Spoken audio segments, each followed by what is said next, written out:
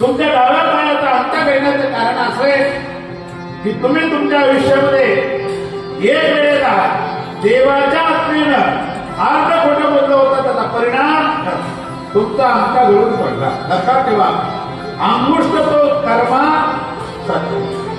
काय बोलले होते तुम्हाला सगळ्यांना माहिती? युद्धामध्ये द्रोणाचार्याला खोटं बोलले होते. द्रोणाचार्य भीष्माला धर्माला विचारायचं, धर्मा अश्वत्थामा मेला का नाही?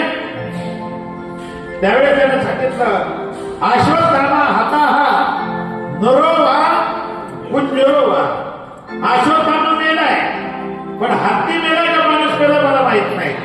आणि एवढा अर्ध खोटं बोलण्याचा परिणाम धर्मराजाच्या डाव्या पायाचा अंका गळून पडला. कल्पना करा बिराजदार साहेब, जर आपल्यासारखा कोणी स्वर्गाला जायला निघाला, आपलं काय काय गळून पडत? एक केस तरी स्वर्गात जाईल का? आलं म्हणजे 2 मिनिटात आलं, घंटा गेला तरी ह्याचे मिनिटच संपत नाही. किती खोटं बोलतो कारण नसताना.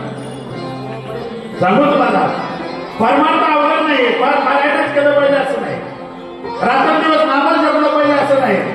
फक्त खरं बोला, तो सुद्धा परमार्थ म्हणा. तुकोबाराय बोलता, सत्य बोले तरी फुकासाठी बोले हरे. नुसतं खरं बोला. आणि धर्मराज नुसतं खरं बोलत होते. किती खरं बोलत होते? दुर्योधन विचारायला आलता, मला वज्र दे, म्हणजे काय काय सांग. पण धर्मराज म्हणजे नाही तो त्या पार्टीला त्याला मला मारायचंय. खोटं बोललं नाही, त्याने सांगितलं जा नग्न अवस्था दे, गांधारीला तुला जर बघितलं तो वज्र दे. खोटं म्हणजे नाही आयुष्यात. आणि खरं बोलण्याचा परिणाम धर्मराजाचा रथ असा 4 बोटं वरी करायचा जमिनीच्या वर. किती बोटं? 4.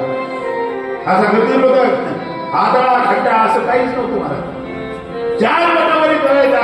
पण देवानं सांगितलं अर्ध खोटं बोलायचं, आणि तेवढा बोलण्याचा परिणाम रथ खाली टाकला. लक्षात ठेवा, नुसतं खरं बोला तरी देव येतो. तेवढं जमत नाही ना आपल्याला.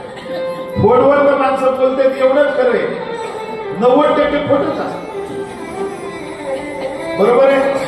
कारण असताना खोटं बोलणं का उगाच 5 वाढत असतं.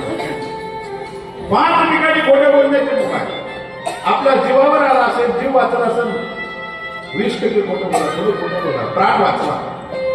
गो हत्या होत असेल, गाय वाचत असेल, थोडं खोटं बोलायला अर्थ नाही. सगळं खोटं बोललं तरी गाय वाचायचं पाप लागत.